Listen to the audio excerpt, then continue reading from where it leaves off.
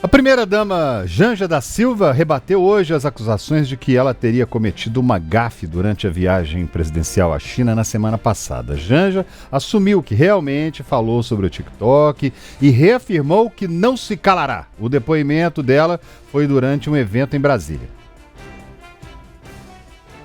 Por isso, o diálogo constante, o acompanhamento responsável, a definição de limites e a responsabilização das plataformas digitais são medidas igualmente indispensáveis para a sua proteção.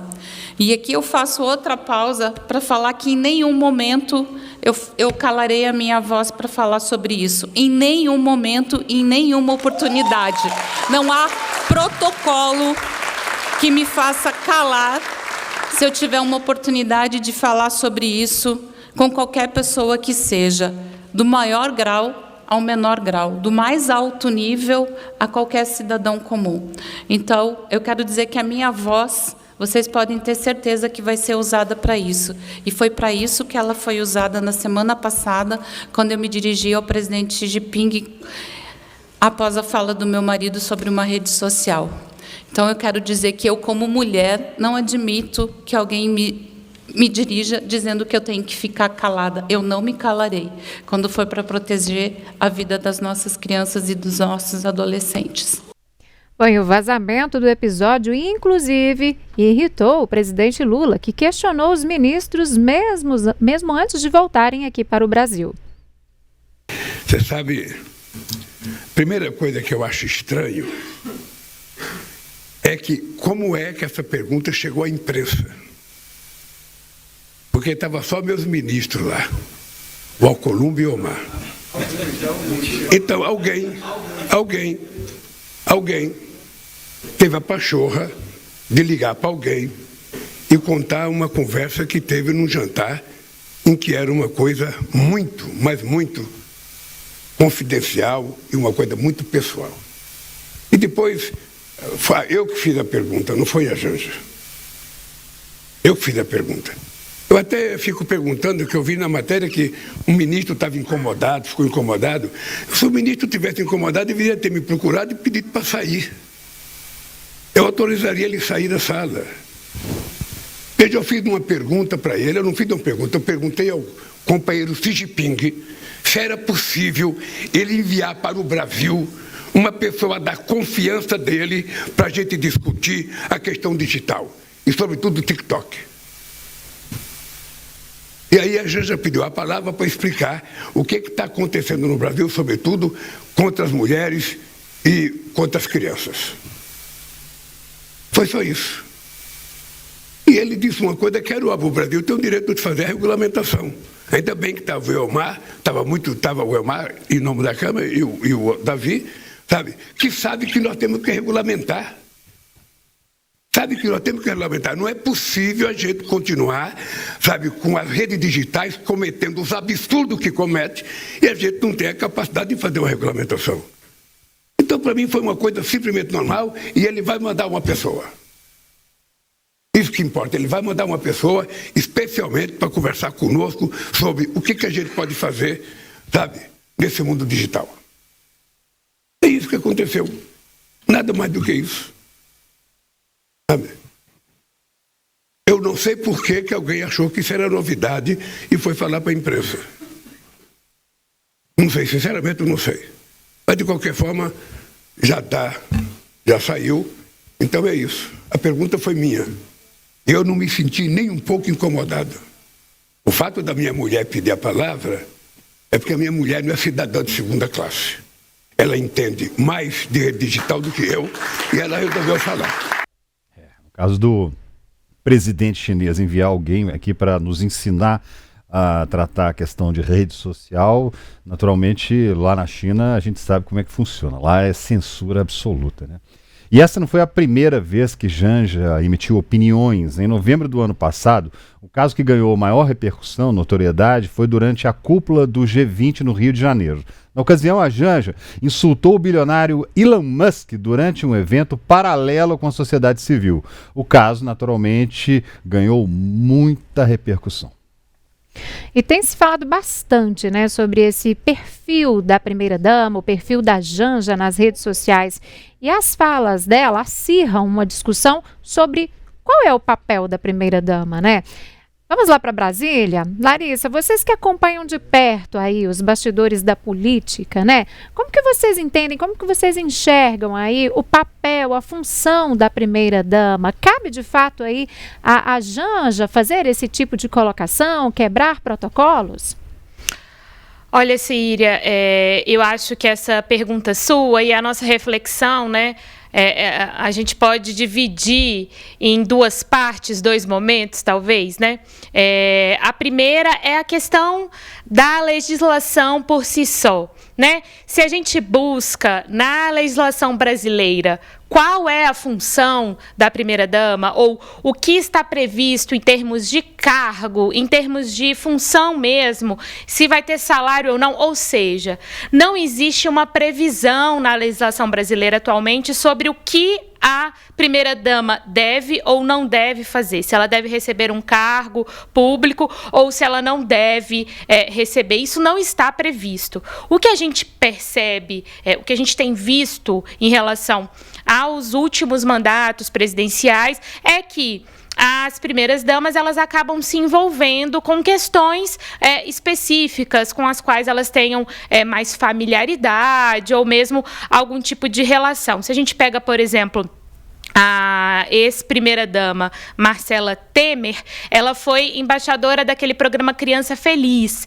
né? Ou seja, envolvida ali com as questões dessa primeira infância, envolvida com as iniciativas voltadas, por exemplo, para os bebês e crianças. A Michele Bolsonaro, ex-primeira-dama, esposa do ex-presidente Jair Bolsonaro, esteve envolvida ali com as questões de doenças raras, por exemplo. Ou seja, o que a gente vê é isso. Se a gente pega mesmo ali, literalmente, né, a primeira-dama, dentro de uma compreensão de funções, ela deve ser anfitriã do Palácio da Alvorada, seja lá o que isso signifique atualmente. Então, realmente não há uma previsão na legislação atualmente. Essa seria, digamos, a primeira etapa de uma reflexão que eu queria trazer aqui para a nossa conversa, que é o que está ou não determinado, né, do ponto de vista legal, do ponto de vista constitucional.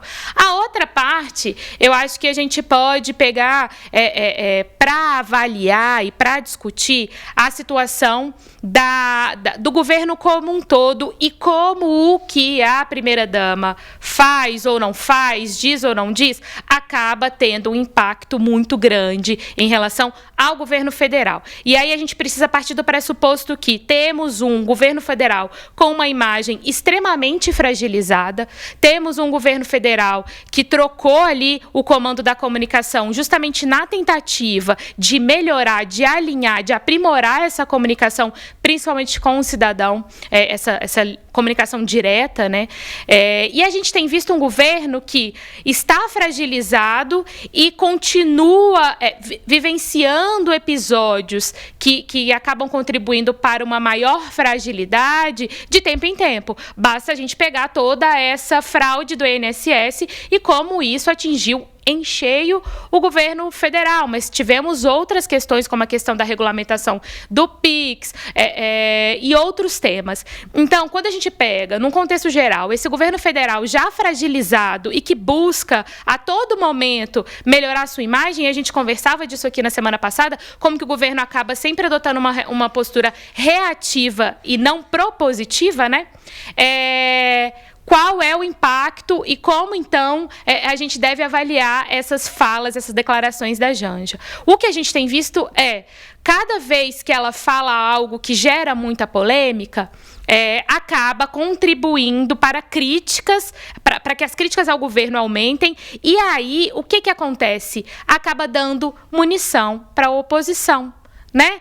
Quando, por exemplo, o Janja criticou o Elon Musk daquela forma, por exemplo, isso deu muita munição. E aí nem estou entrando no mérito sobre o que pensar ou não sobre Elon Musk, mas as palavras escolhidas e o momento escolhido pela Janja, há de se concordar que não foram os melhores ali, nem como foi dito, nem quando foi dito, né? Então, assim, como as ações dela estão impactando o governo, e é preciso colocar numa balança, estão impactando mais positivamente ou negativamente? Porque o governo não está podendo, entre aspas, brincar com diversas falas e declarações que vão acabar se voltando contra o próprio governo, né? Está com pouca margem de manobra ali para esse tipo de coisa. Então, como que a gente pode analisar essas falas da Janja dentro deste contexto de um governo que está aí lutando para melhorar sua imagem e para construir uma comunicação muito mais alinhada e que chegue de forma muito mais certeira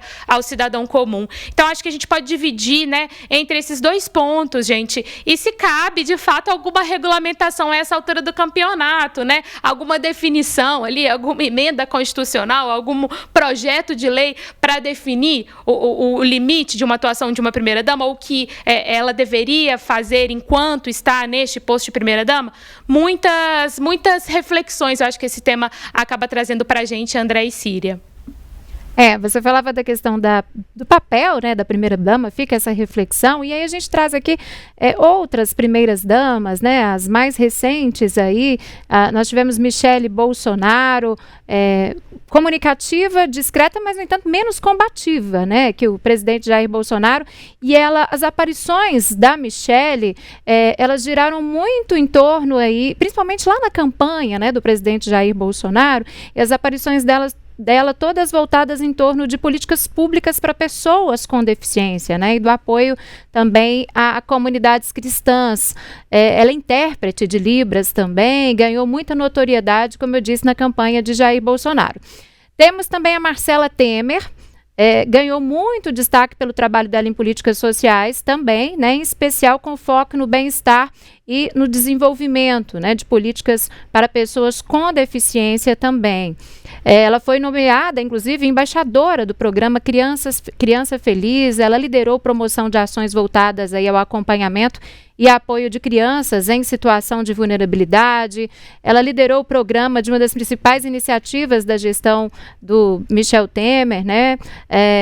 Fez trabalhos ligados aí à área da saúde, educação, assistência social. Temos a Ruth Cardoso também, discreta, né, para quem lembra aí da dona Ruth Cardoso, mas ela tinha uma forte influência no governo do marido, né? Ela atuava muito ali nos bastidores e raramente ela se pronunciava sobre questões políticas. Ela é doutora, né, dona Ruth, formada em antropologia. Temos também Marisa Letícia, que acompanhou aí o presidente Lula no primeiro e no segundo mandatos. Bastidores, pessoas próximas a Lula sempre falavam, né, que ela nos bastidores ali, ela tinha pulso firme, participativa, mais discreta também em opinar questões políticas relacionadas aí ao mandato do marido, né? Mas diz que sempre que o Lula tinha alguma dúvida relacionada, estava indeciso a alguma decisão que precisava ser tomada, ele sempre recorria ali nos bastidores à dona Marisa Letícia, né? Então tá aí um pouco do perfil, né, de cada uma dessas primeiras damas que acompanharam aí os seus maridos presidenciáveis nos últimos tempos, né? Uma fala mais, as outras uma um pouco mais discreta. Tem aí a Janja que gosta de falar, que falou que não vai se calar, inclusive, né? Que nada vai me calar. E aí as consequências também para colocar o governo cada vez mais em destaque, e muitas das vezes o que ela pode falar pode não ser tão positivo assim. Fica essa reflexão muito bem colocada pela Larissa.